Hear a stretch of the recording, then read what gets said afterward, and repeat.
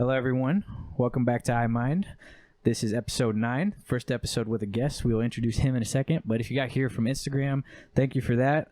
Keep liking those videos. If you are not following us on Instagram, go follow us on Instagram. If you got here from YouTube and you're subscribed, thank you for being subscribed. If you're not, subscribe, hit that notification bell, like the videos, drop some comments. All of that stuff helps out.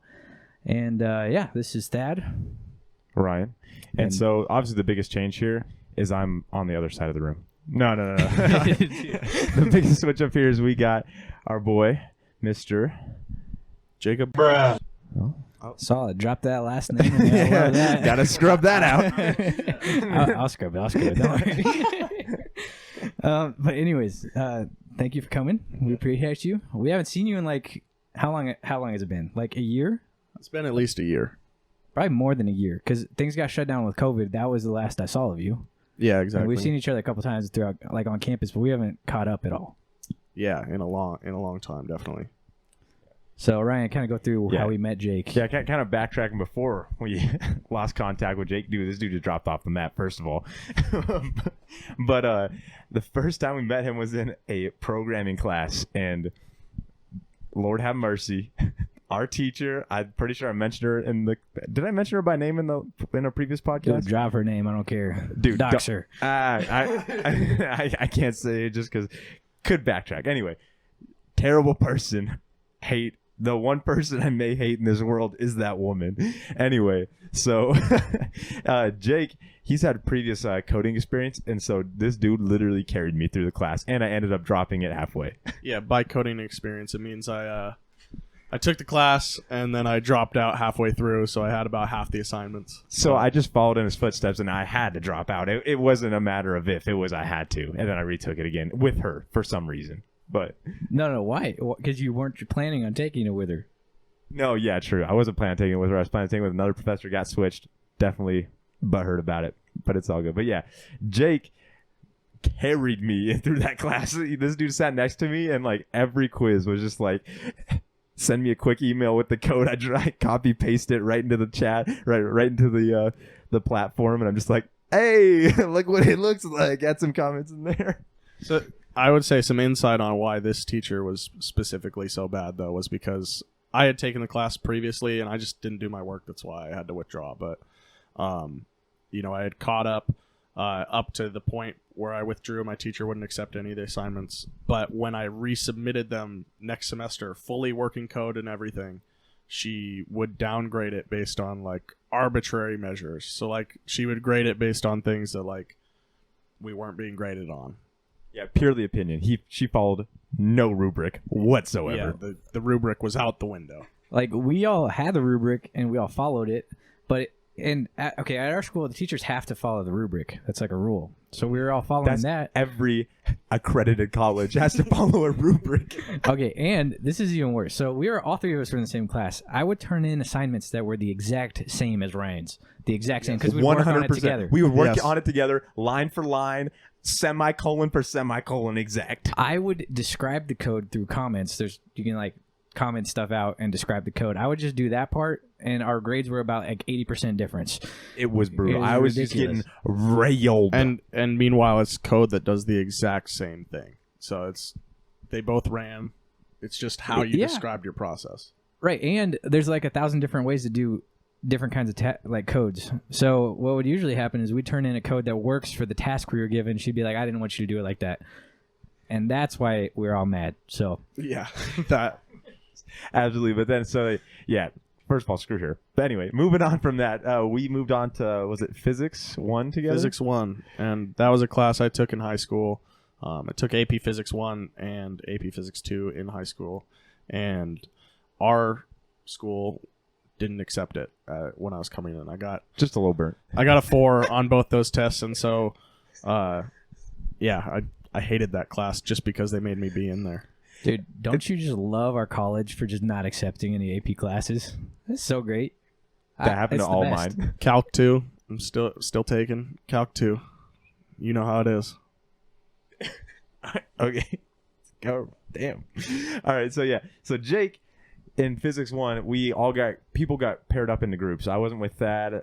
Jake wasn't in my group, but Jake literally hated his group so much, he just was like, you know what? I'm just gonna sit next to Ryan the whole year. I actually forgot about that. Yeah, I did do that. Sat right next to you. And in our physics class, the way that they would grade like participation or even like most of the points that we get in that class are by daily quizzes.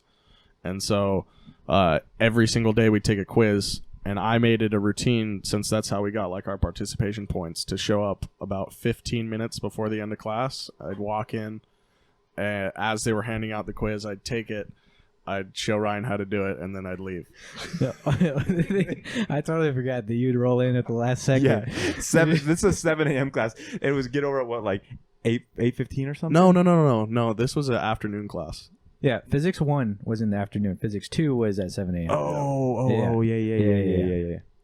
Yeah, and so this dude would roll up, and like every time our teacher would just, in disbelief, Jake would be like, "Hey, I'm done." He'd walk up and be like, "Huh, that's right." Like, and I don't think our teacher really cared. Like Doc, we can say his name, but Doc didn't care. Nah, he was impressed. He was impressed. No, he didn't care until Physics 2 came. Oh, did that not go well? I didn't do nearly as well just because it wasn't the same as what I did in high school. I got you. But so in that class, it took Doc probably till out of 15 weeks, probably to week 11, where Jake was like, "Yeah, I'm not in this group." And Doc was like, he was doubting himself. He's like, "Really? Like, are you serious? You're not in this group?" He's like, "Bruh." And so you boys remember that midterm for that class? It was a little rough.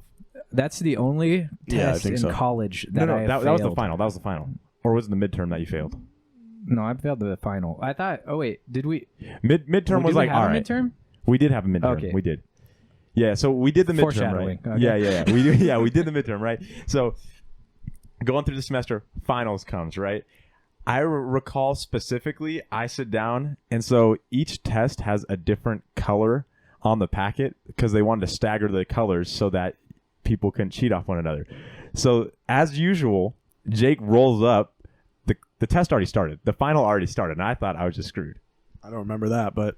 And so I watched Jake walk up to the desk, he looked at my piece of paper. This homeboy, he set it up. He looked at my color on my paper, went and grabbed the test, and walked it over and sat down next to me and shifted all the other ones down a line. Oh, yeah, that did happen. Yeah.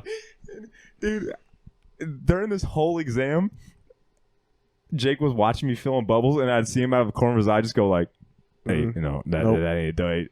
And then he would like point it, like fill in the one that is supposed to be on his, and be like, and he'd like tap his pencil on it. He'd be like, "Nah, dude, nah." It's doing my best.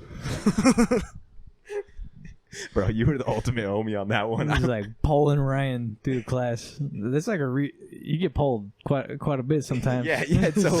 So another class, was it Calc 1 or Calc 2? It was probably Calc 1. It was Calc 1. Him and I sat in the back of the class, right? Mm-hmm. The whole time, we never paid attention. We were just doing like regular homework and stuff.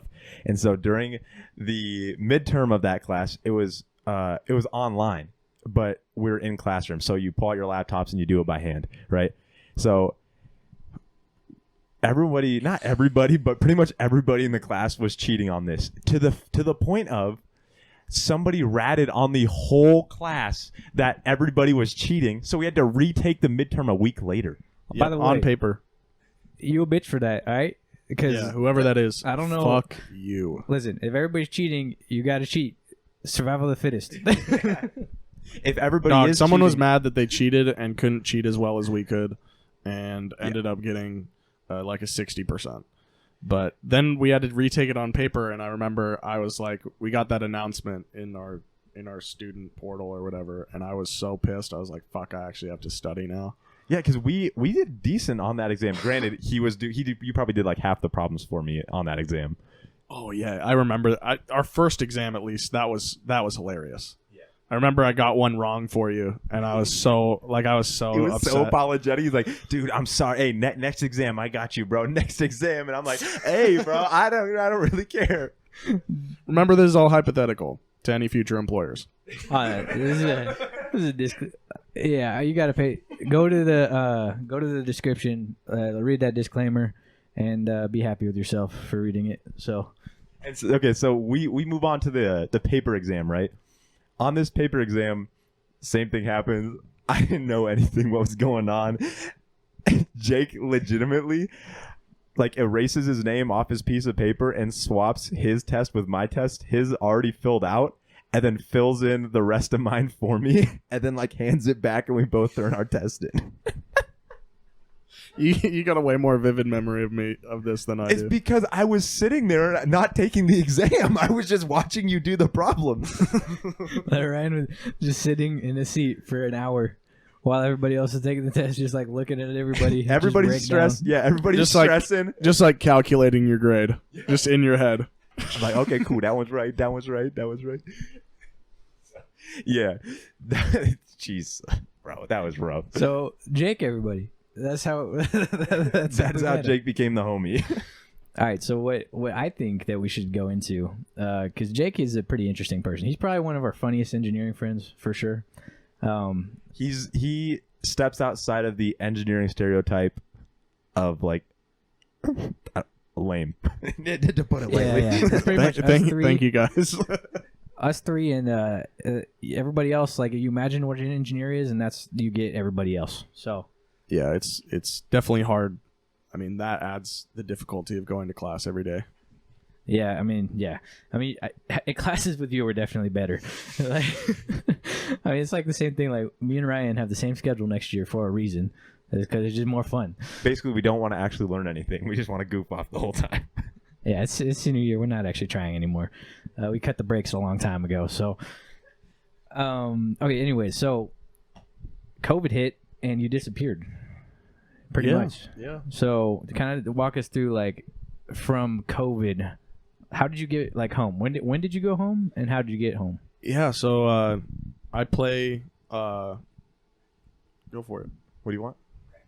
I play rugby for the school that we go to, and I remember I was getting calls because my grandparents, so they'd come and they'd support and they'd watch our games, and they were, it was March 15th, right around the time where everything shut down. For us, it shut down the next day because we had a game the 17th, I think. Whatever this Saturday was. It was either the 16th or the 17th, but everything shut down that week as far as sports went. The next week we had spring break, and then everyone could either come back or go home, and I stayed home, and I did zero homework in between the time that we left campus. And let me premise this. Jake is the guy to do zero homework but do so good on the exams that he passes the class. It is honestly one of the most impressive things I see in college. Well, it's frustrating because I chose to go to the one college of all of my colleges that 35% of the grade is participation. And well, real talk though, 15% is participation in every single class, and then like 30 to 40% is homework, as opposed to most state schools where you're going to have 70% be your exams, which is obviously I think I would have done a little better had I done that. But. Yeah, it's just impressed me because I'm like struggling the whole time, and Jake's just like, just don't do any of the homework. Let me just roll out, hit the exam. Well, in all these prereq classes, it's like they wouldn't let me pass them because I did most of it in high school, and then we're moving on to the harder classes. Obviously, you have to study, you have to do the homework, you have to catch up. Like I took DiffyQ, which I'd never taken yet.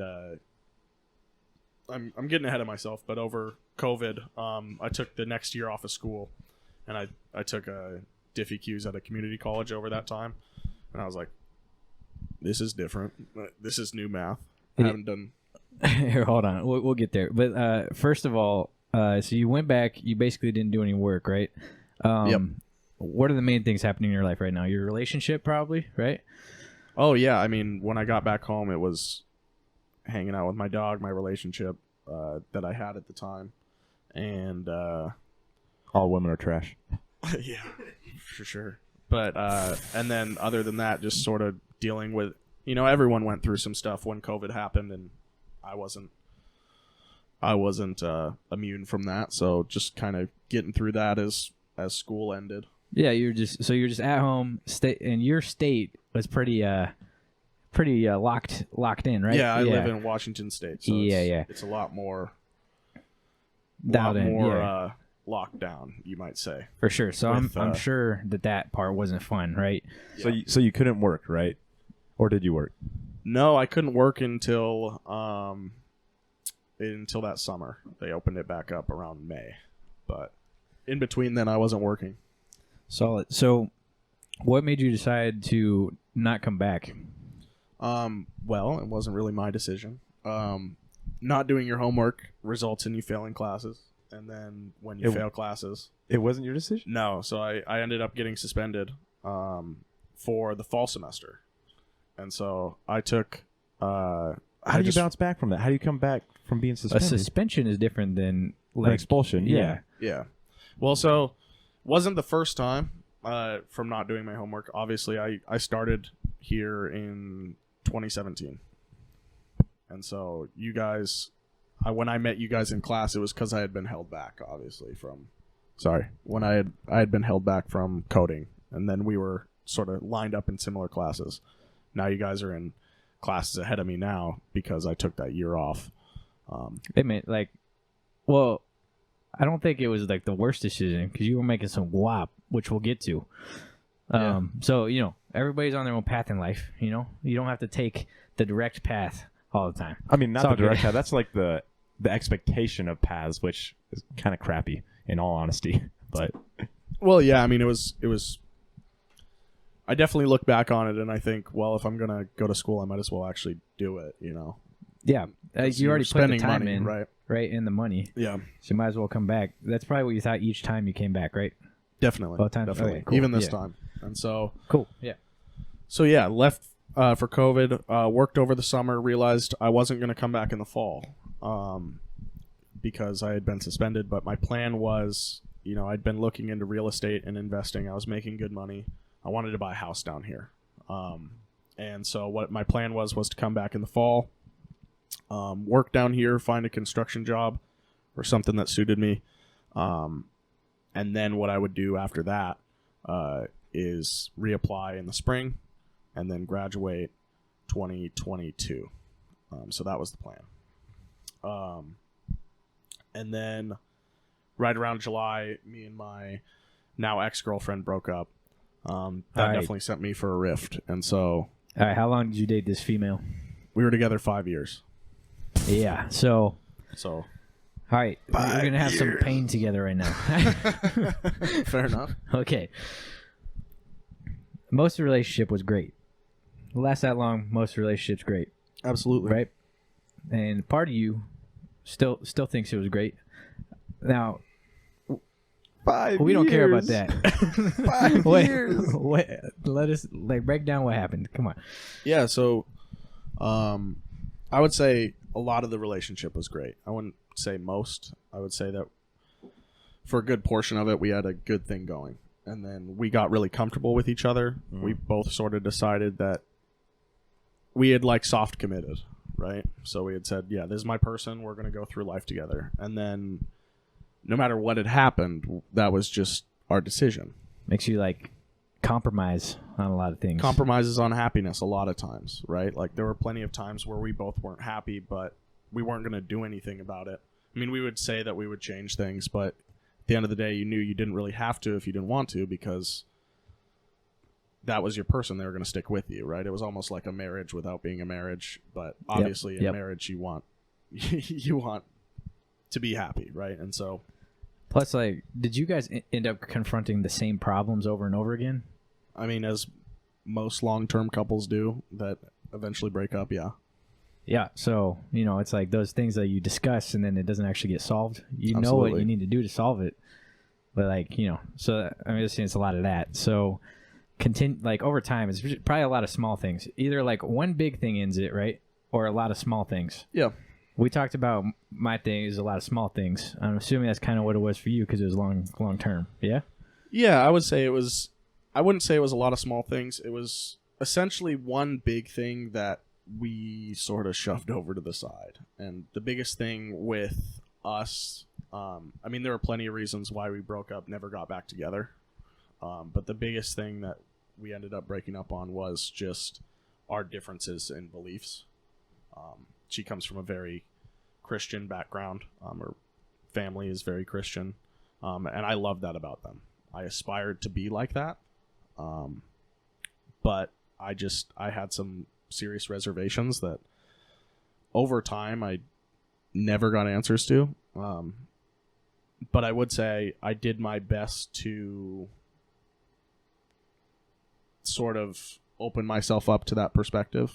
And she didn't, and that was okay with me because I was trying my best to suit that for her. That was more her need than mine.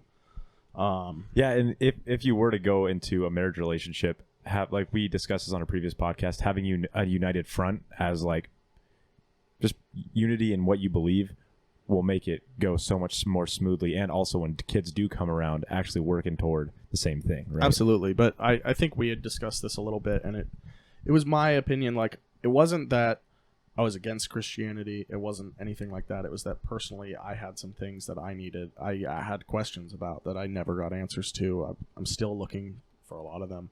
But I was doing my best to get there. But you were doing your best more out of service to her than for yourself. Sure. Yeah, I mean, you're just a solid kind guy. of for both. Kind of for both. I mean, I definitely wanted to get there in terms of just setting aside. I mean, if you can truly believe that there's, more to this after this physical life, then it opens up so much when it comes to how you approach your day to day. For me, it was small parts. For me, it was small parts, and so we just had struggled with that for a long time, and sort of we had gotten to the point where it was like, I knew I was willing to raise our kids Christian, go to church. I love going to church, so that wasn't really the problem. It was more just she wanted to know that she was marrying a Christian and someone who was going to bring her closer to God. And that made sense. And we got in an argument over it, and I had just said to her, in short, I'm sorry, but I don't see myself going this way. And we've tried for a while, and so many other things at that time weren't going right.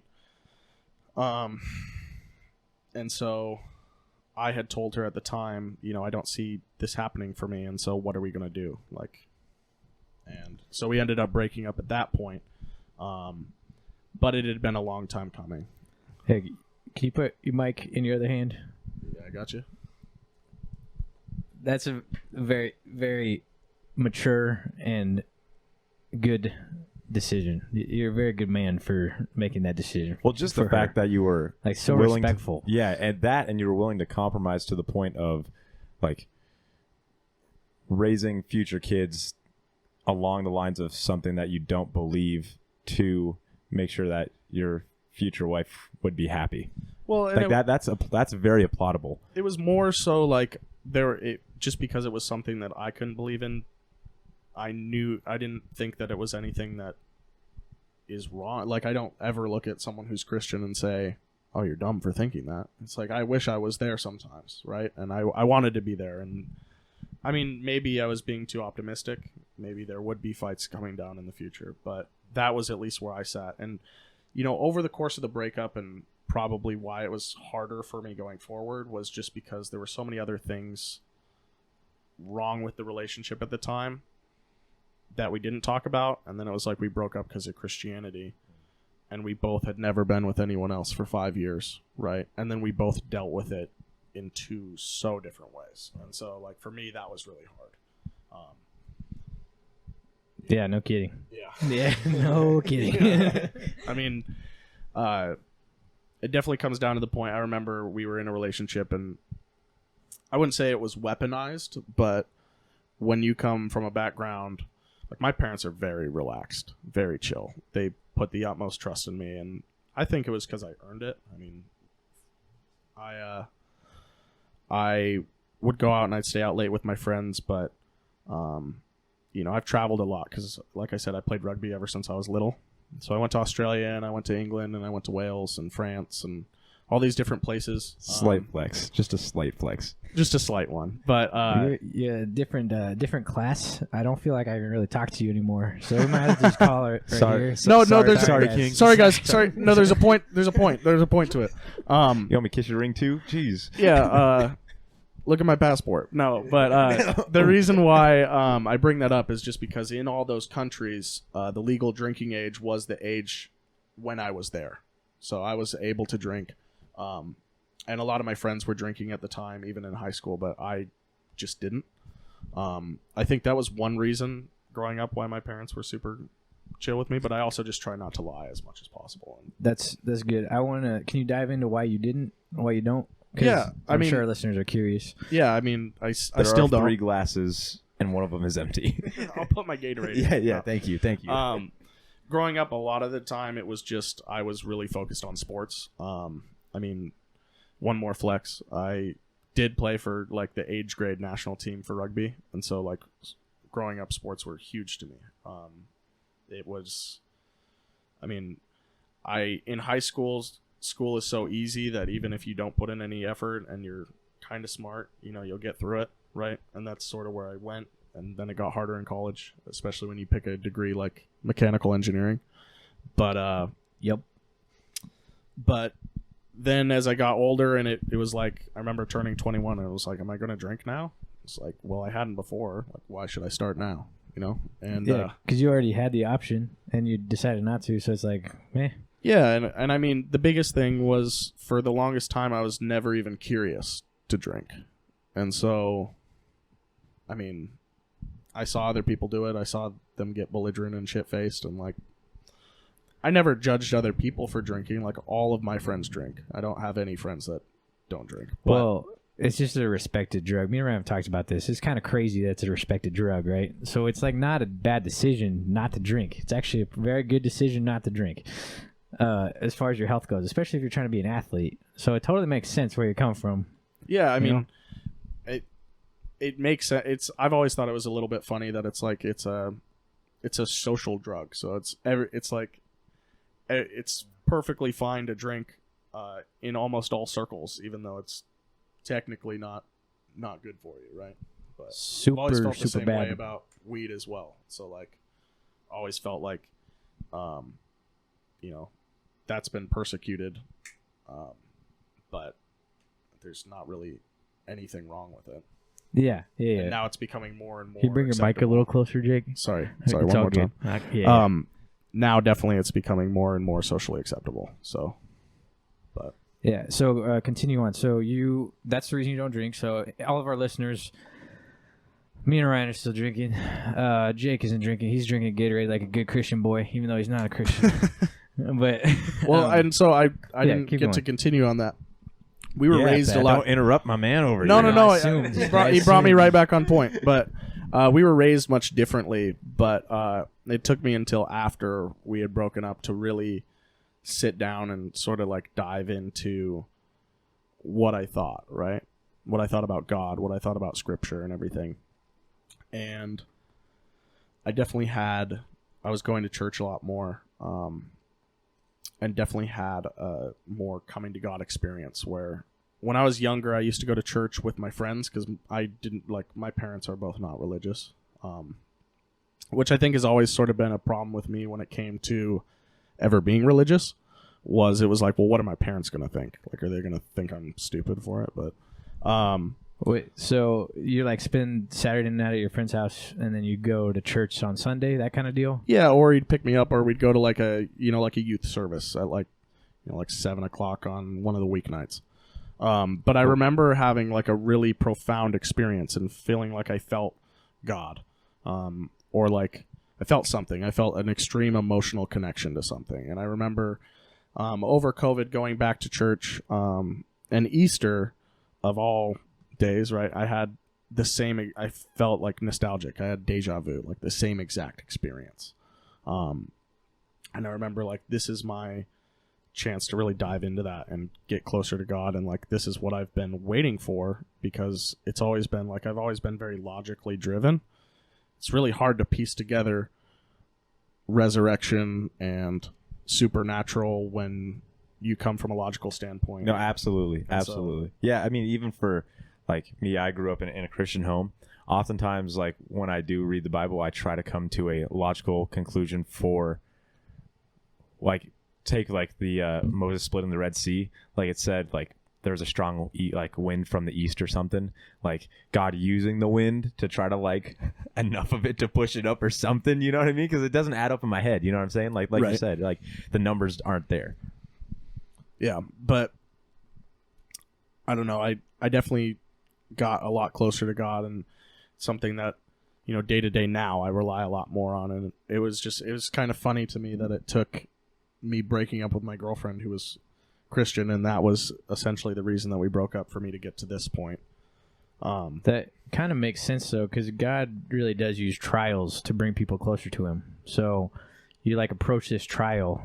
It is kind of ironic, like you're saying, but like it totally makes sense, right? Which I am sure that you can respect at this point. For sure. You know? So yeah, continue. So Well, do you think that because like athletics was such a foundational priority in your life, and also to like your relationship was a foundational part of your life, once those two things were essentially gone because of COVID, it kind of left you with a sense of emptiness, and that kind of drew you toward that, like trying to fill that void? For sure. And I, you know, part of like what I've always thought is, you know, like tragedy brings people closer to religion.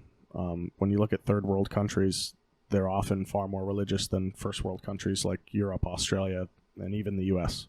But at the same time, it was like I was at the lowest point in my life, probably around September, October, during 2020 of COVID. You know, just had that breakup, was like still fresh. And then I had went and worked for a company where I was working 70 hours a week, and I worked 31 days in a row. And so I was just working. And, you know, I was still responsible for a plethora of things. Like I was suspended from the school we attend, but I was still the project manager for one of our clubs on campus. wait a second.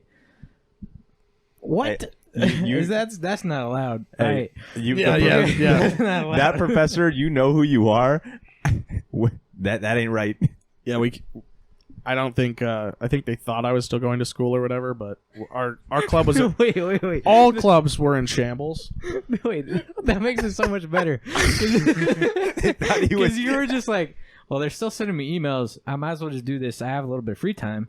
It was You know, honestly, it it is- was my one connection left to our school, and I was like, I dove into it because it was like there was no one really else to take the reins at that point. It's like, hey, anyone see Jake? Hey, man, it's COVID. Don't worry about it. He's still shooting in work. It don't, Oh, don't matter. we took lots of Zoom meetings. Doing the Zoom calls. He's like, anybody see Jake? Yeah, he's right there on the computer screen. Like he's still like nobody even thought like guessed it. Have you at told all. them? Do they know now? bro? I mean, all right, you gotta tell, maybe. you gotta tell that doctor. He would think that is hilarious. You got like Yeah, maybe. when I don't- you graduate. At least when you Yeah, graduate. yeah, for sure. When you graduate, If you're gonna I- be like, if I "Yo, graduate I at wasn't this even point." like attending. Yeah, if I graduate. Seriously, Jesus. But yeah, pushing back the expected graduation date, doing that. But anyway, I was at a real low point at that point in my life, and one thing that I attribute to sort of getting out of that, other than becoming more spiritual, was just taking more accountability for my health. And so at that point, I did. Yeah, you look amazing, by the way. Just Thank you. saying, like I haven't seen you in a long time, so it's been a minute, but you really do look good. So Well, thank you. continue. But I was in far better shape than I am now. I did the 75-day challenge. You guys heard of that? 75 hard. So, have you heard of it? So it's where you work out twice a day for 45 minutes. You follow a diet, and there's no cheating for the 75 days. You drink a gallon of water, which is probably the one thing I messed up on. You can only drink water, which was easy because I don't drink. So whenever I drank anything. That'd be hard for me. Yeah, yeah. And then you read 10 pages of a book a day, and you take a progress picture every day. So there are from like November till February or till March. There's like a lot of mirror selfies on my camera roll. And you didn't send any of them to us. Wow. All right. I respect that. I got about like 200 of them. I actually sitting somewhere. I actually had a buddy that did it with me, and we would just send basically half nudes to each other every day. Just keep grinding, bro. Like you do. Like that's just like you do. This is the boys. This is the boys. Yeah. But I did that. Definitely made me feel like I was in a better state. And then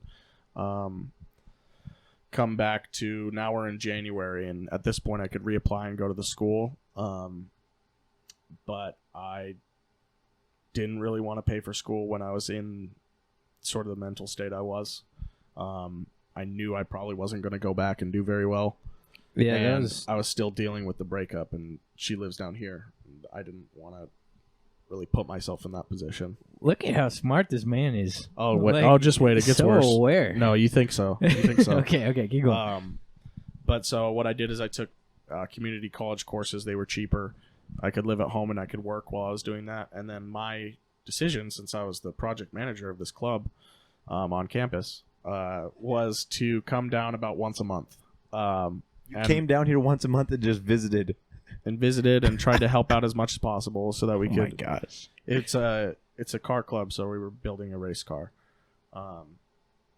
Wait, so you came onto campus being suspended and worked on? No, I wasn't suspended at that point. I just wasn't enrolled.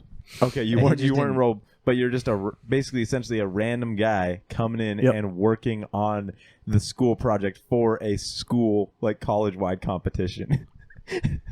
Yes, sir. Oh my god. Dude, this is so insane. It's great because no one's really challenged me on this yet, so I'm really glad you're asking these questions. Dude, during a normal non-COVID year, that would never been expelled from whatever competition. Oh, never would have happened. Hey, you got to scrub that. I said our college name, bro. Ryan. Hey, Ryan. Wait, hold on. I can take a note of it so I can find it. Yeah. Continue, Jake. This is a pretty great story. I'm enjoying this. Anyways, so what I would do is I would travel down here once a month, and I would work in the shops to get our car ready for competition. And competition that you're not legally allowed to be in. I was legally allowed to be in. No, you're not enrolled in the school. No, our club actually isn't through. So okay, that's better. So we actually make it us non-affiliated because they won't help us with funding, and so we said, screw it, we'll get our own funding. We're gonna name ourselves something different, and so, but it's not through the school, so it was fine. I could have went to competition, but while I was here, almost every time I would hang out or at least see my ex while I was here. How did that happen? Because that does not just happen. So I was casually walking. Oh hey, yo. No, thanks for hurting me so bad. Yeah. Well, I would just say that the first time I came was in January, and we weren't on the best of terms. We got in like a massive, so we hadn't talked for months, and then we got into a massive argument over Christmas-ish. And then we hadn't talked for weeks, and around that time, her parents had invited me, just because they lived in my hometown, invited me over for dinner. They wanted to see how I'd been doing, and then... But without her there? No, she wasn't there. Okay. Shout out them. That's so like. Oh, I love her parents. I love her parents. Great people. And they wanted to see my dog, because we had bought basically a dog together. There's the reason. Okay, yeah, there we go. There it is. No, but I brought him over. We hung out. I had told them all about this new fitness journey I was going on, and I was looking better. I had done keto for 2 months at this point, and so I had dropped from like 230 down to like 205. Respect. Yeah, so I was looking better. But then I had talked to them about it. I told them I was headed, and her mom did some slick shit and had messaged her and was like, "Hey, just talk to Jake. He's looking really good. Like, he actually said he's gonna be in all this." So she had hit me up and had said, "Hey, are you gonna be in?" I had talked to my mom. We went out and that's straight up the parent trap, but reversed on the kids. Basically the child trap. yeah, right. But she had hit me up. We went out and we had a dinner just to catch up. We went and got tacos at, I forget what it's called, but you've been to that like street taco place? It's like really nice. Yes, it was that place. I might have to scrub all of that, but that's all right. Yes, that's fine. That's fair. Okay. That's fair. We went to an amazing taco place and had dinner, and we're catching up. And just casually drops the city our college is in. The direct location. There's like 7 colleges in. Yeah. Just keep saying it. Just keep making it harder for me, Jake. I really appreciate it. All right, just continue. One more time. We had gone out to this restaurant and had tacos at a place in the city in which our school resides. Which is Stop.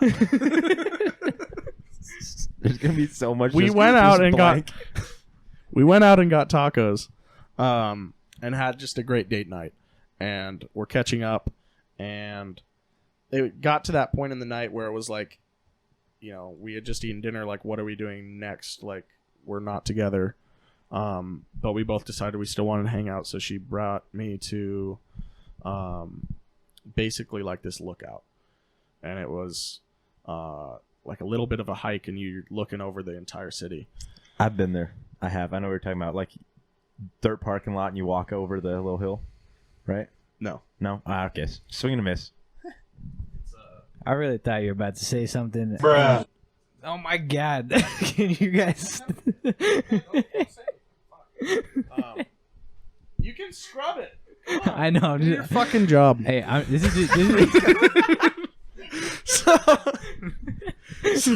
so we had just getting clapped by the first guest. Yeah. Oh my God! Hey, look at me. I am the captain. Yeah, I'm telling my story. Okay. He's like, hey, I'm the new co-host. Yeah, it's your boy Jake. No, but yeah, can't say my last name. But so we had we went out to this lookout, and we're just sort of looking over the city, and the tension was just insane. Like, I remember it as just a perfect night because it was like we were there. We both were like, you know, had feelings for each other at that point. And then I went back and had stayed at my buddy's house. And just, you know, when you end the night without doing things that you regret, you often remember them fondly, right? Because then I went on to regret most of the nights I had when I was in afterwards. Because, you know, then it was like every time I'd come to it was like I was coming for this club that I was in, but really I was just coming to hook up with her. Because it was like I had missed her. At that point, the plane ticket was worth it. And at that point, I still really wanted to be with her. But she wasn't ready. You know, we still had this lingering issue. And I never really told her about what I had experienced spiritually because I felt like it would have come across as insincere, maybe. Shallow, yeah, because... Yeah, like... Just trying to, like... Because... Just trying to holler at her after... Well, yeah, because in the end, it's like if you're going to go on a spiritual journey, it's about you. It's not about anyone else. And so it's like... I wanted it to be where, like, we had fixed everything else, and that was the last piece of the puzzle, right? I wasn't going to say, hey, look, I'm Christian now, right? Especially just because I felt like I hadn't been there at this point, right? Bro, how old are you? 22. You're like 77, bro. Like, what is...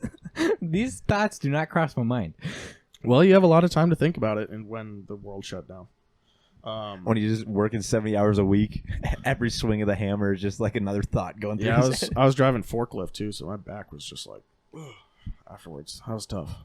But, you know, I came in February. She came back to our hometown in February. We had seen each other both times, and it was like every time that we had seen each other after that, it was like we were getting closer and closer to being back in a relationship. And then when we would leave, it just got awkward.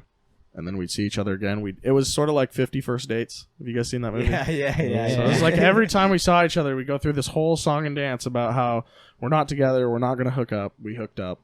It was it was an amazing dynamic between us where like we felt like we were both comfortable with each other again, and then we'd leave, and then it was awkward, and then we like wouldn't talk. Then one of us would come back, and it's just repeat the process. And so Just unhealthy at the end of the day. absolutely, all it did was further like take the recovery time of healing from a relationship. I mean, I don't know what the standard recovery time for healing from a 5-year relationship is, but He points at the alcohol. yeah, I think that helps, but I wouldn't know.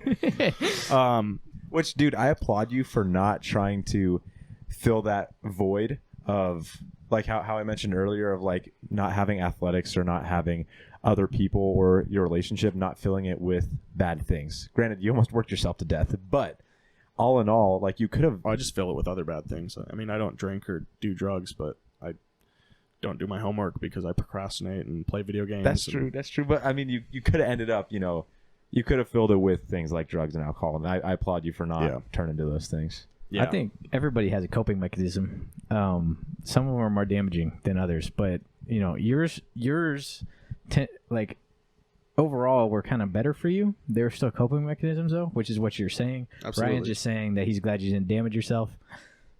Yeah, I mean, Continue like, with your story.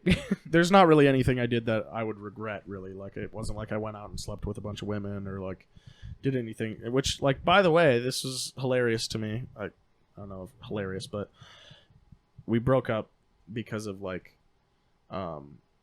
because of religious reasons. And then, I just felt, like, super guilty if I was, like, to go and talk to another woman or, like, do anything. Yes. That feels you on that one.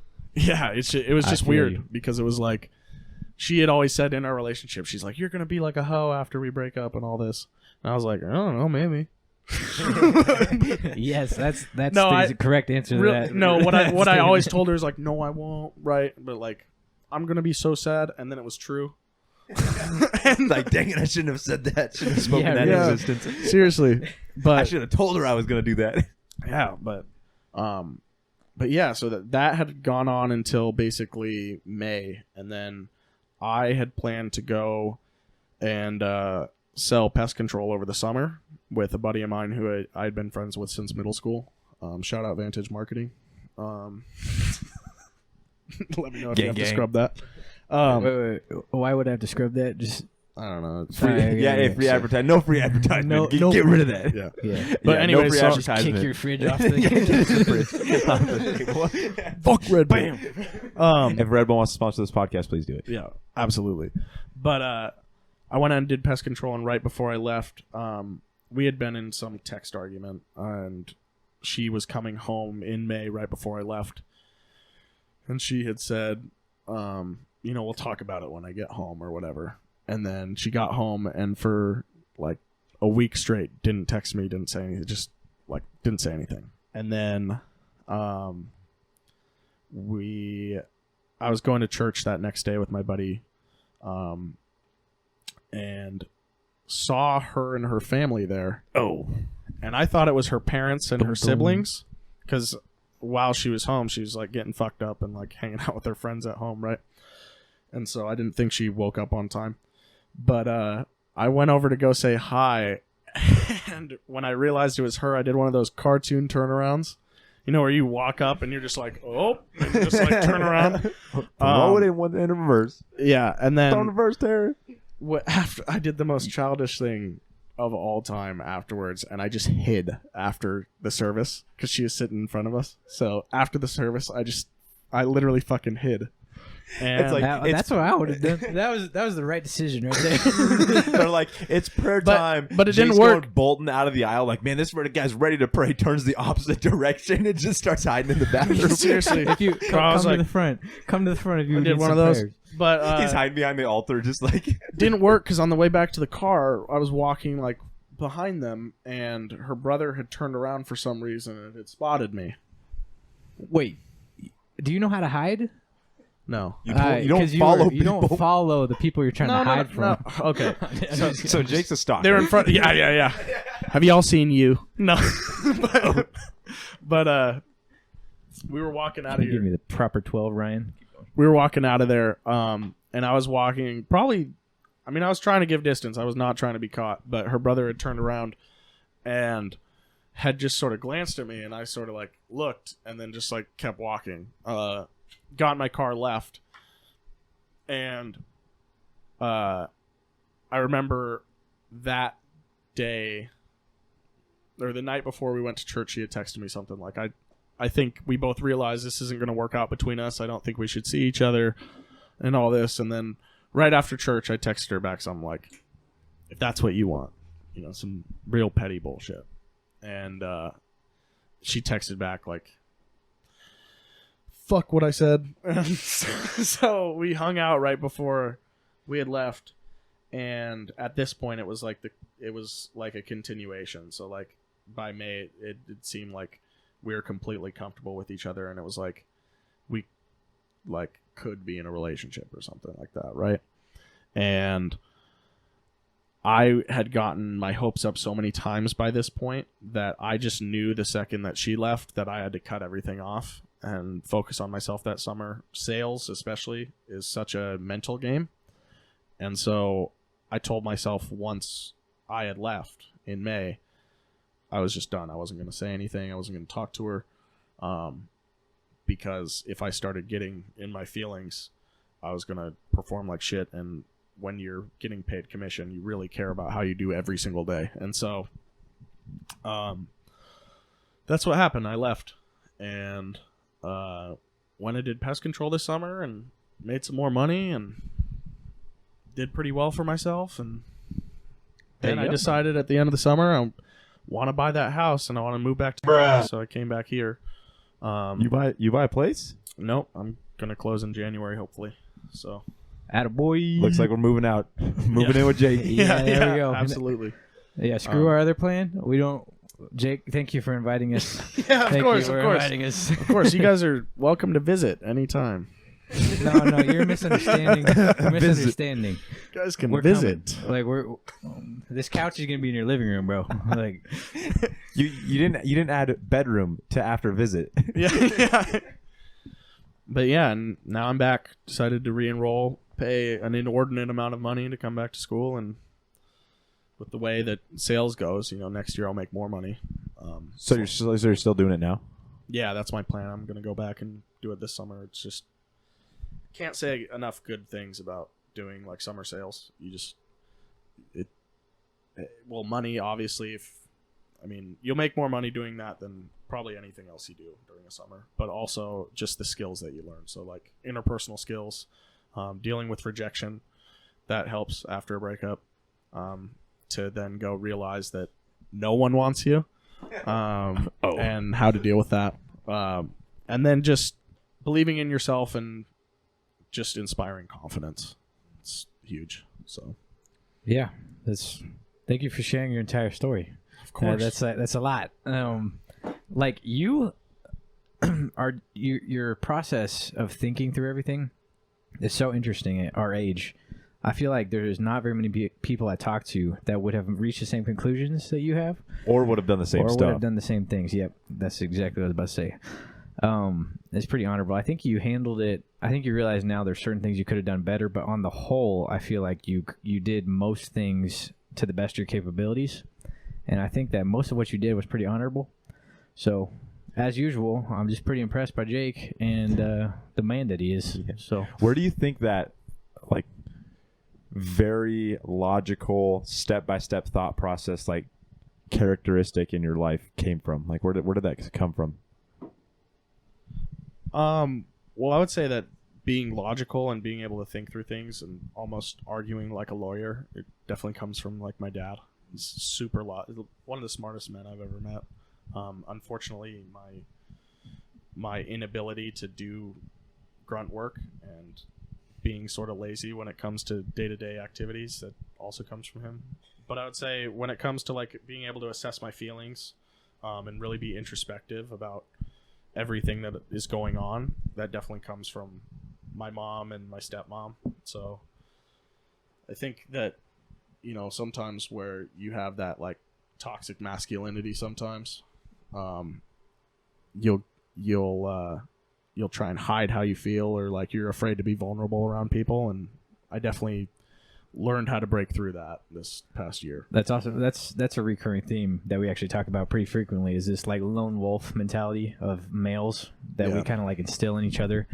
And like I think Ryan and I both have realized that like you can't operate like that.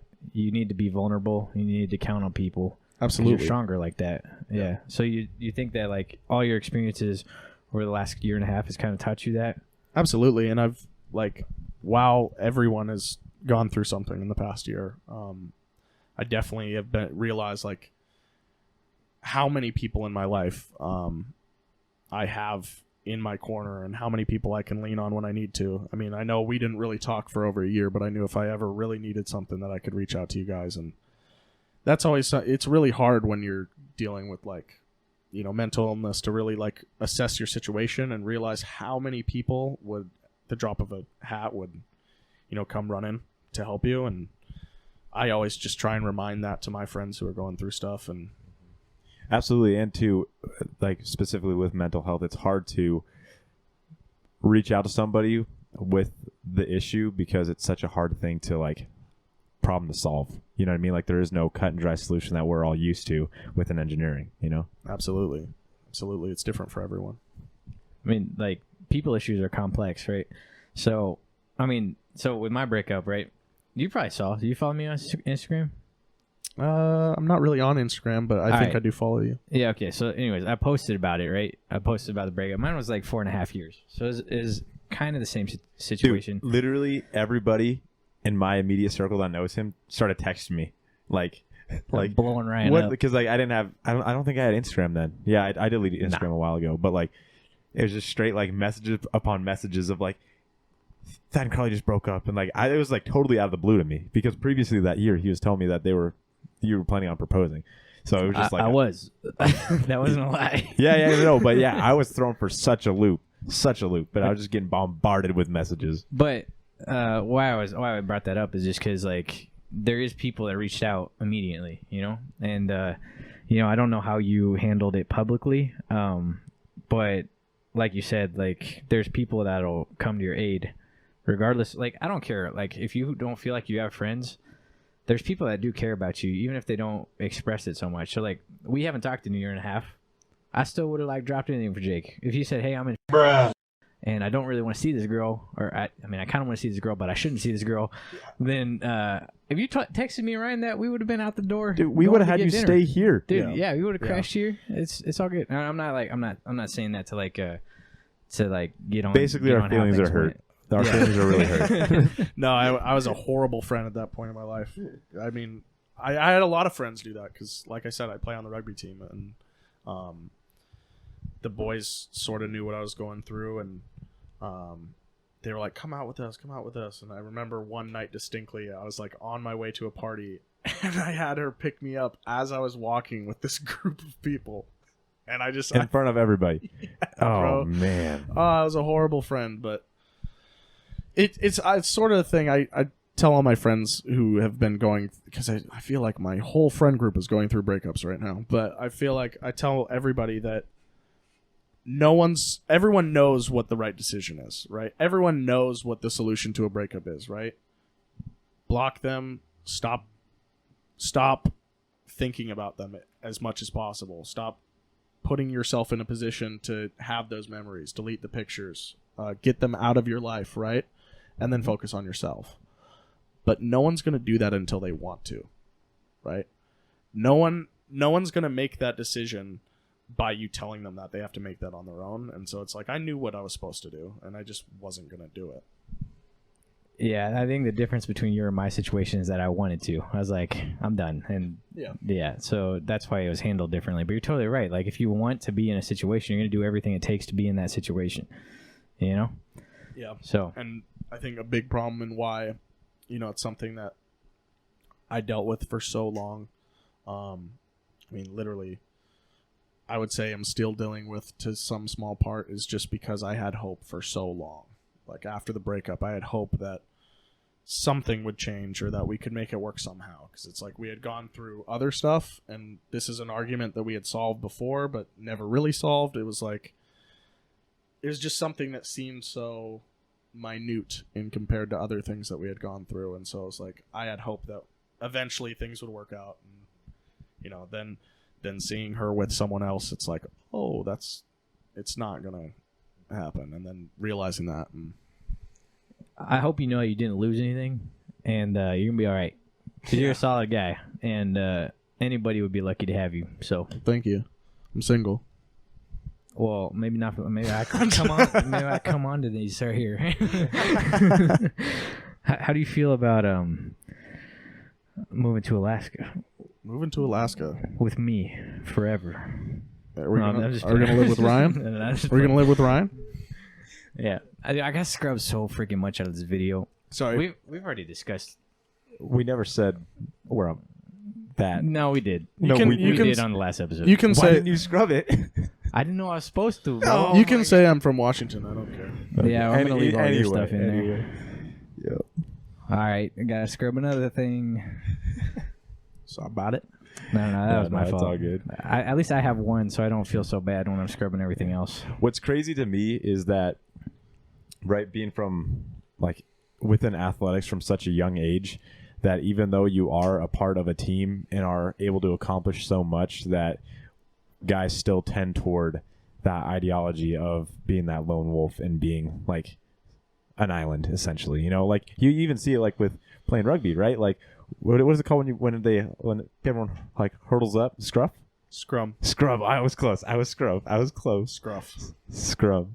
A scrum, right? Like you're gonna want to scrub that, bro. Nah, that's staying in there. Ryan doesn't touch the roasting videos. me like that. I'm keeping that. Yeah, in but there. you know what I'm saying? It's like if you try doing that on your own versus the world is a team that's all linked up. You know what I mean? And if you're trying to go at a full squad on a scrum all by yourself, you're gonna get plowed over.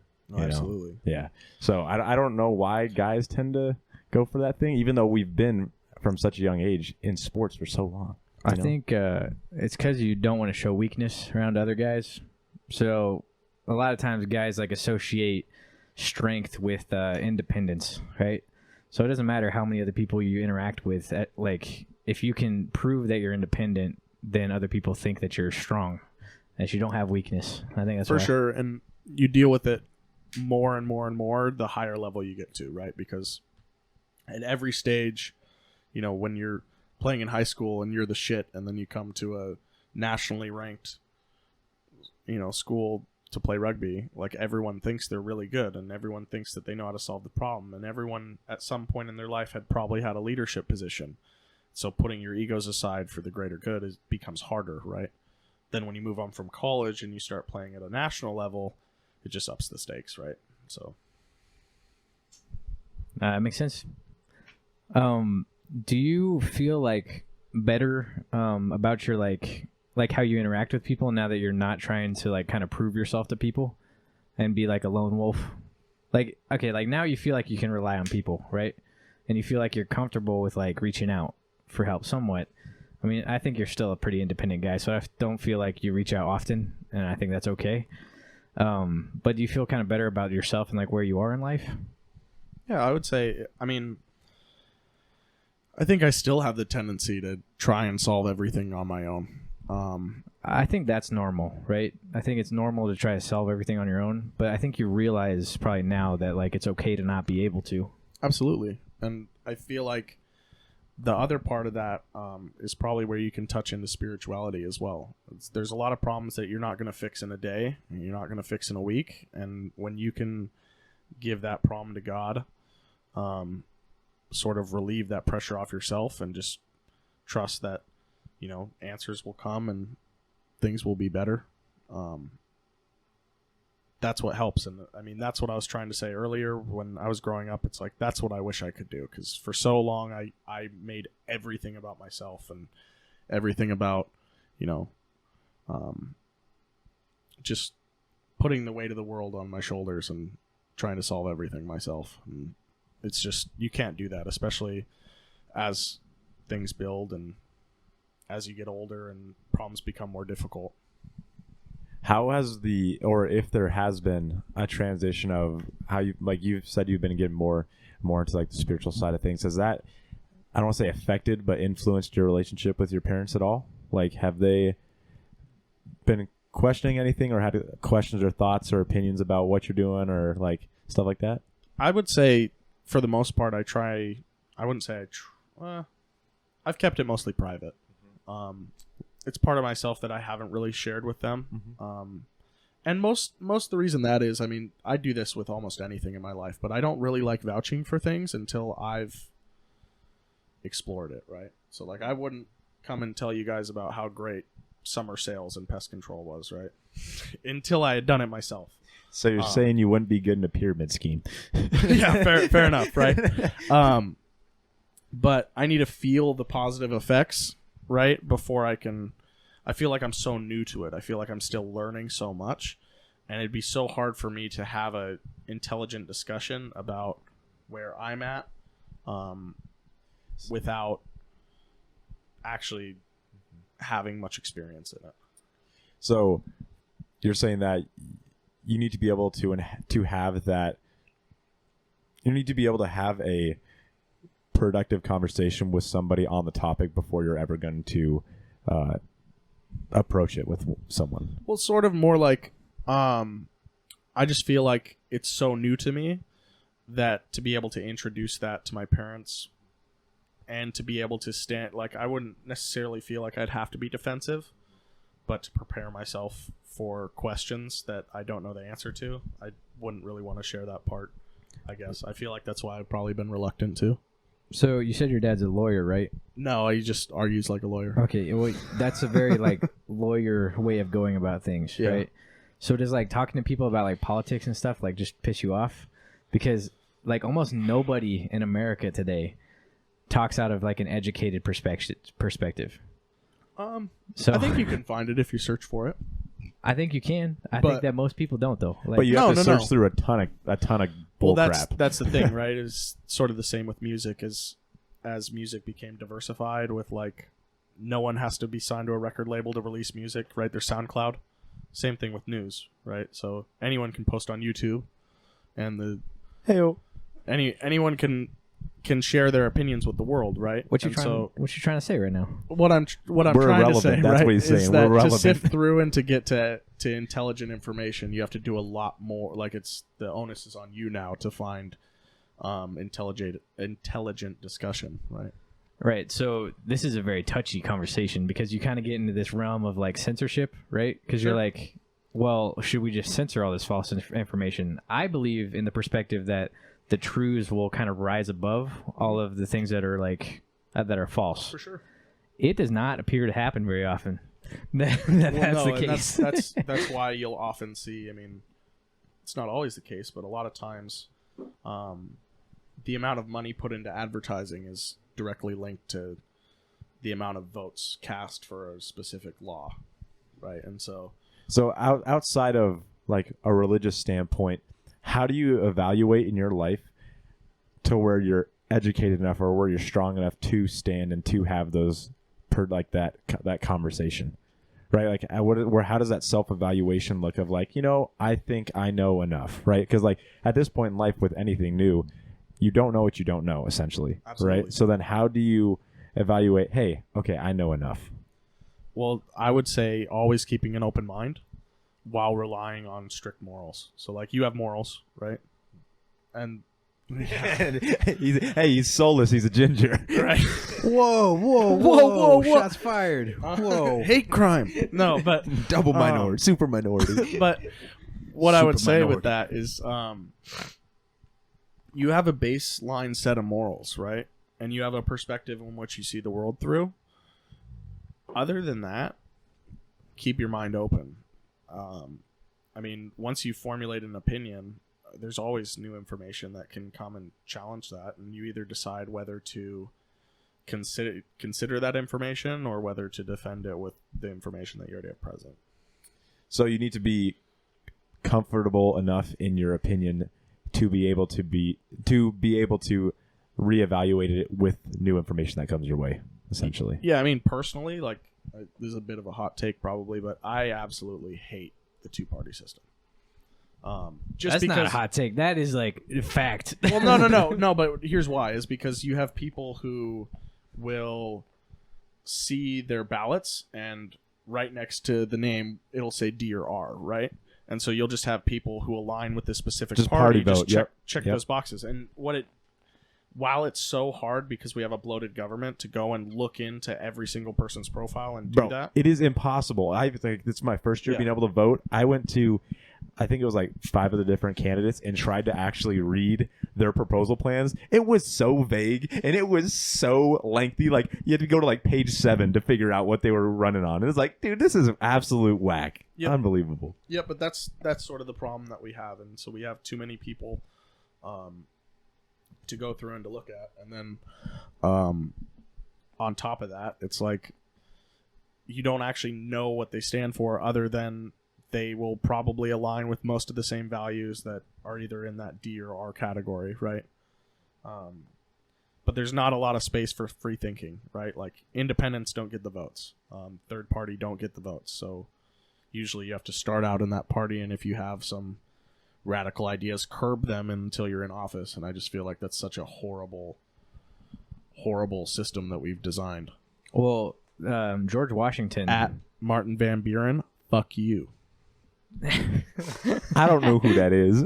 He designed the two-party system. Yeah. George Washington, though, he warned against the two-party system. So I think, because Jefferson was for it, because he was trying to run on the two-party system. But Washington, the first president of the United States, was like, hey, do not do a two-party system. You're going to have a split country, which is kind of what we're experiencing now. And that's actually why they started it, was because there was back I can't remember when it was started, and I feel like I'm not supposed to spit out false information. But a long time ago. A long time ago, Martin Van Buren, he started the two-party system because politics were so volatile that people were getting death threats.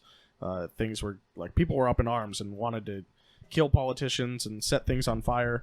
And what they essentially did was, instead of shifting the blame to the politicians and the government, they shifted it all to the other side, people who disagree with you. And so it was people fighting people instead of people united against the government. That makes a ton of sense. I've never heard that before, but like I think like that's a way to solve that problem, but it creates so many more problems that like that's terrible. I would have assumed that like the two-party system kind of came as a result of people having such different opinions about slavery and stuff. Mm-hmm. Because like that kind of naturally creates a two-party system, because you're either like for it or you're against it. And you could say that about almost any issue, though. I mean, slavery is a very important issue, but that's such a massive one that like, because like we had a whole civil war of it over that. That's the only idea that we've ever had like a war with each other about. Yeah, and I mean there were subtopics, but the biggest subtopic, one that was probably more important at the time, was just whether or not you would stay with the Union or whether they wanted to secede. Right, and that was like stemming from the idea of like getting rid of slavery or not, right? So like obviously the Civil War wasn't actually about slavery, but Abraham Lincoln, with the Emancipation Proclamation, correct? He kind of like made it about slavery, because the way he worded that, he was like, this is just about slavery now, and we're just killing each other because some of us want to enslave people, some of us don't want to do that anymore, and it is what it is. If you think about it, it's probably one of the best ways to like rally people in a direction, is like push a hot topic, you know? Yeah. But I would say it's almost like you could use that to your advantage if you were if you're looking at Abraham Lincoln as a politician, because let's say the South, it wasn't necessarily about slavery, it was about economics, right? Because they had free labor, they were blowing the North out of the water when it came to import-export, right? So they wanted to secede because they didn't want to pay the taxes. And so then Abraham Lincoln came along and he said, so it's a humanitarian issue now, when that was never really the issue there. The start of it, yeah. It wasn't the start of it. But, I mean, good guys won, so. Yeah, thank God good guys won, because that would have been a rough life. I mean, I think it would have eventually got beat out regardless, right? Absolutely. I mean, it's been like what? How long has it been? But since it's crazy to think about that even 70 years ago, people looked at people of color as less than human. Yeah, I mean, like even like legitimately looked at people.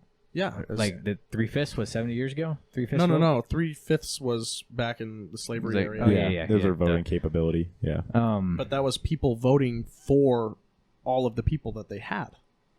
They Yeah. black people still weren't voting. No. But the slave owners were able to count the amount of slaves that they had Mhm. towards their own vote. So it's like people who vote like it was like if everyone The slaves were voted voting based for on themselves to be in slavery. well, it was ridiculous because it's like if everyone voted based on how much land they owned. It's like that's not fair because people in North Dakota who Right. own 400 acres are going to be able to vote more than 500 people who live in the same apartment complex in California. Dude, can you imagine like if we what if we did vote by land, right? And then like I don't even want to entertain that. no. And then like Elon, all right, he lands on Mars. He Bro, claims he owns a all of planet. Mars. He just runs the world at that point because he can just be like, I'm in charge now.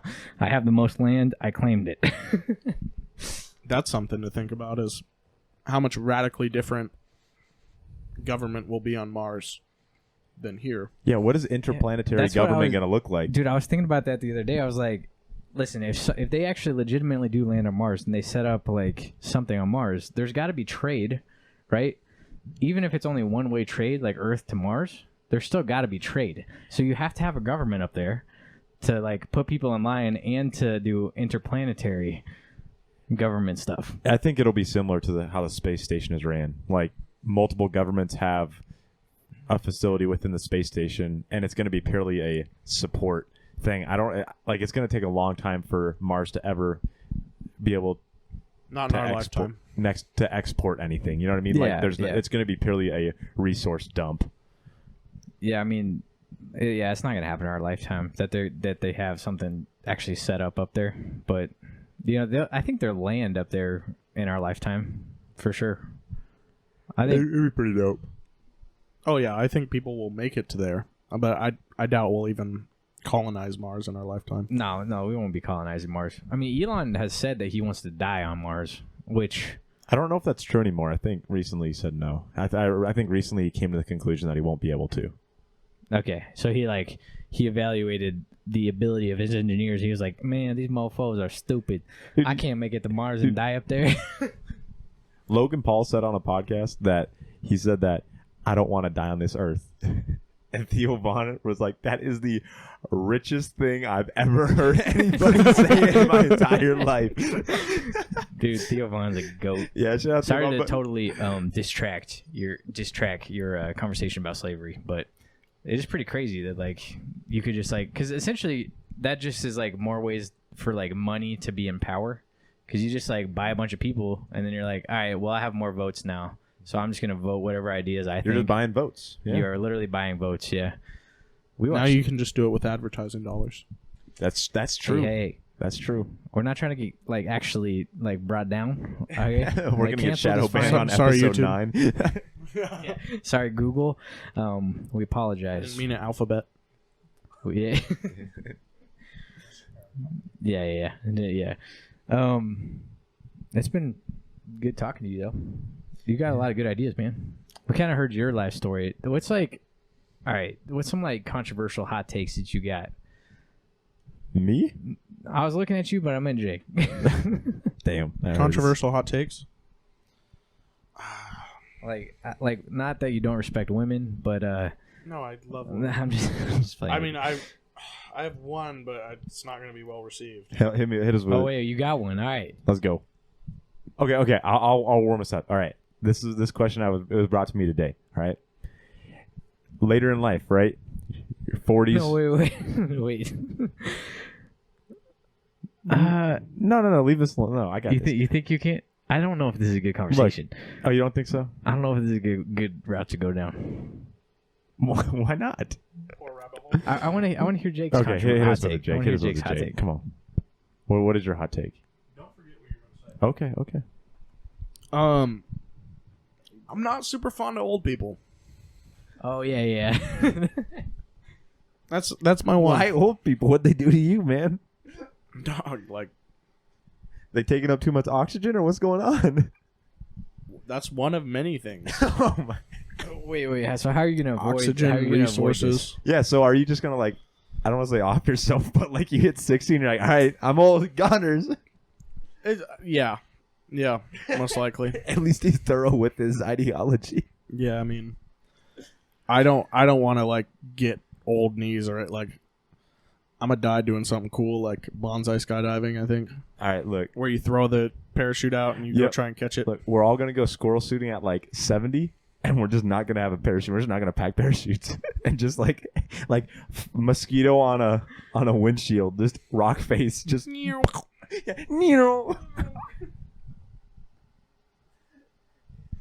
Wait, so do old people make you like? Gag. No. Damn, bro. No, I don't really mean it like I like my old people as everyone likes their old people, but like don't old people just kind of piss you off a little bit? Like driving, Social Security. I mean, I Social okay, Security. that's actually a they're valid opinion. They're wrinkly. Yeah. I mean, So ugly. Old people. yeah, just keep going, bro. Just Dude, I mean, I really could get into it. I just feel like this is not the platform. No, this is the platform. this is the platform. Bro, like, oh, okay. Feel free to scrub this if you feel like it. Nothing's getting scrubbed. I can tell you already. No. I feel like COVID was just like a correction, right? Yeah, we halted God's given plan. Dog, like the how White said. how often does a disease come to infect the world and it's only gonna kill old people? Can you get up on the table while you say this right now?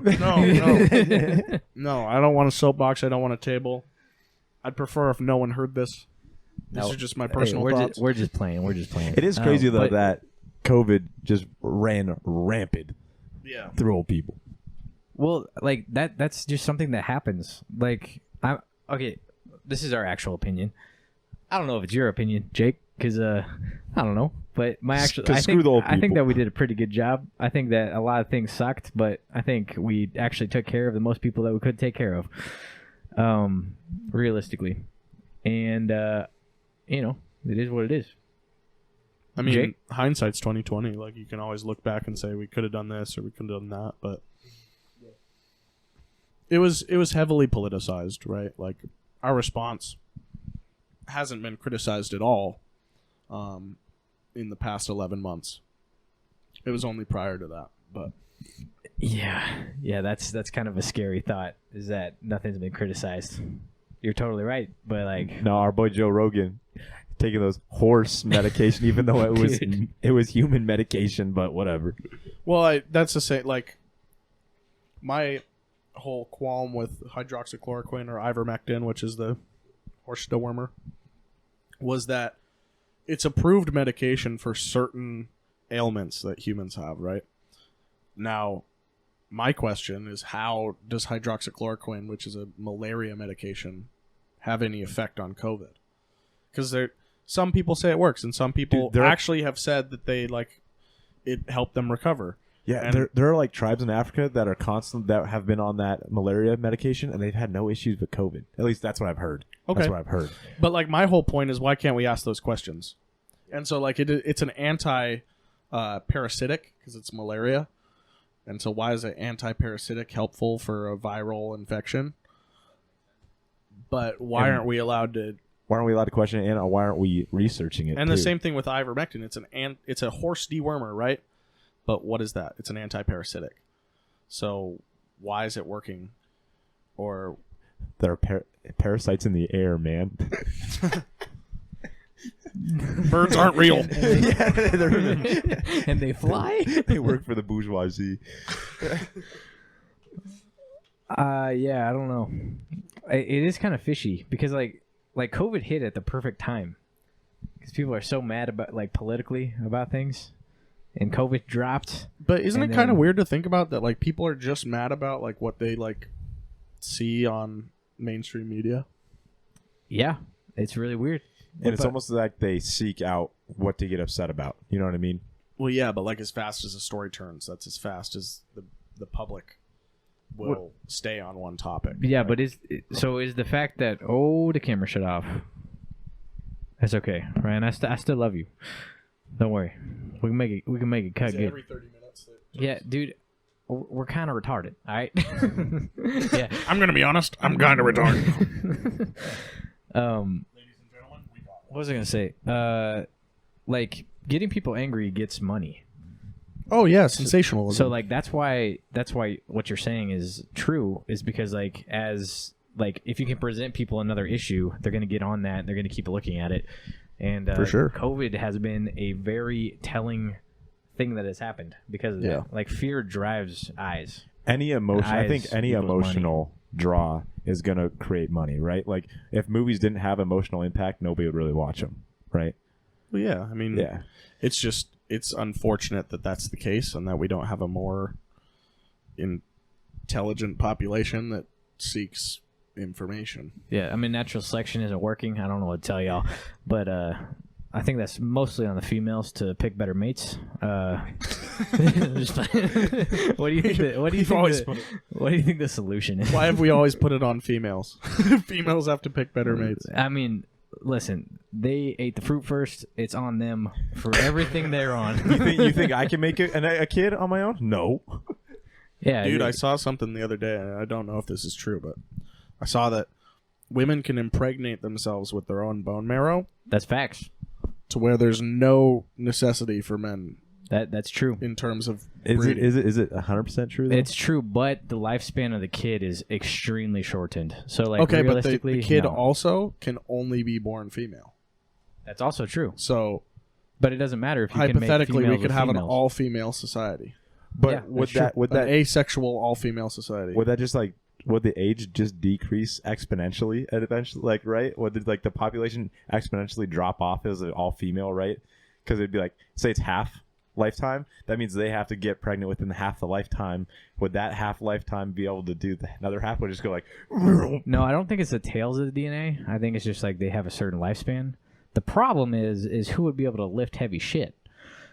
You know? My God. Oh, I mean, if you move to an all-female society, then like it would rapidly change the way that females interact in our society. You would have more masculine females who lift heavier shit, and you'd have more feminine females. It's the same way in like when they look at studies in like I know it's Nordic, I think it's Sweden or Norway, where they're like very socially progressive, and they have, you know, like 50% engineers, 50% men and women, right?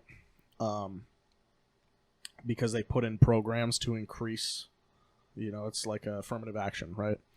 Then you see greater disparities in between the sexes in terms of their social, they have greater social disparities. So people will still tend to self-identify differently, right? Like men want to be different than women. They don't want to be the same. And so it's like social psychology, but when you tend to force them into the box the same, there will be an equal and opposite reaction. Yeah. So you're saying that if it was all women, it would just balance out anyways. So it would balance out are you saying it would balance out in a good way or a bad way? No, like it'd balance out to be like what it is, right? Like right now? Yeah, it would be the fact that you don't have any penises in a society, but you would still basically have men and women in terms of personality and like typical roles within the household and stuff like that. I mean, maybe. I mean, we're moving to a less traditional household anyways.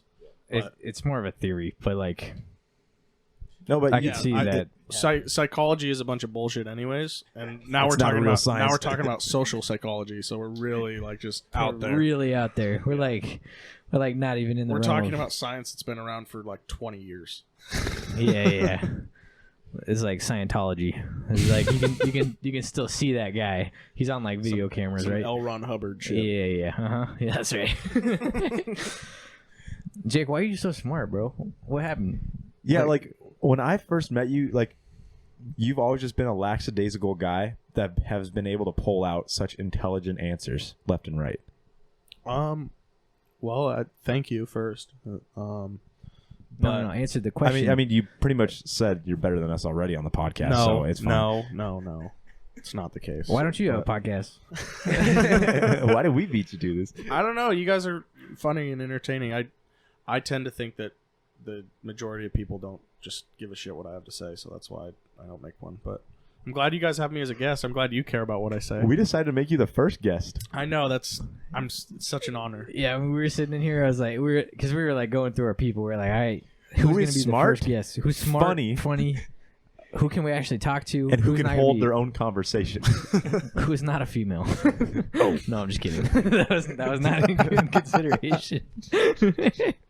This podcast, no, but like we rolled through. This podcast is just sexism. That's all. Listen. I'm on my horse today. I don't know what's going on. Thad's still reeling from the breakup. He's fuck all women. No, I mean just on the pod. I'm not like this normally. At least, help me. I'm a personality. He's past his Klansman side of things, so I think he's just moving in the next step. He's like, 100 years behind the time. Yeah, there we go. Yeah. But as I was saying, is like we were rolling through all of our buddies. We were like, listen, like we have one buddy that wants to back clean up, whatever that means. That's kind of a bitch move, bro. But and then we were like rolling through our other buddies. We're like, no, you can't be on the podcast because of like similarity differences. And then we're like, Jake is gonna be the first guest. We called him immediately. He picked up on FaceTime, and then it was done. That was the whole story. I had to. I've never been invited on a podcast before, and I like it. It's a fun experience. You guys made it very inviting. That's good. So. Yeah, I mean, we have like actual equipment. It probably feels pretty legit right now. A lot more legit than I was expecting. Yeah, it probably. I mean, what are you trying to say, man? Well, I mean, when you live on campus and I live on campus, like I've been in a room just like this one. I didn't feel like we'd be able to pull off this sort of atmosphere, but we did it. I mean, yeah, it is pretty impressive. Like, I know you guys can't see the rest of the room, but it does not look like this part of the room. This is about a third of the room. The rest of it does not look like There's this. a full bed up, like standing up on end. Like, if this is how you sleep, it's up on end in the corner. Yeah. Like, the bathroom is packed full of just, like... Yeah. We're still in college. Even if it doesn't look like we're in college, we're still in college. I think it's probably a good spot to wrap it up, though. What do you boys think?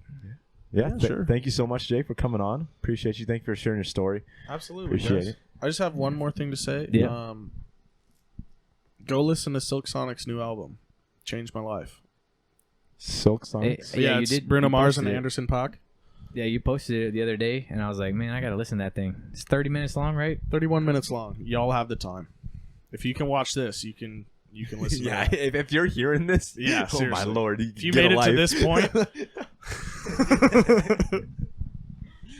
How are we doing on the camera time?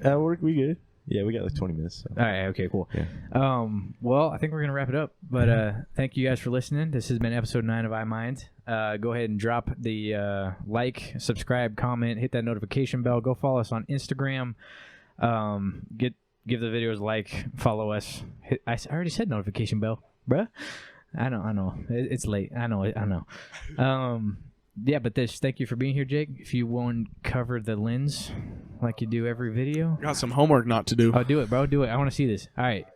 Thank you guys for listening. We love you. We appreciate you. Goodbye. Go. How you missed?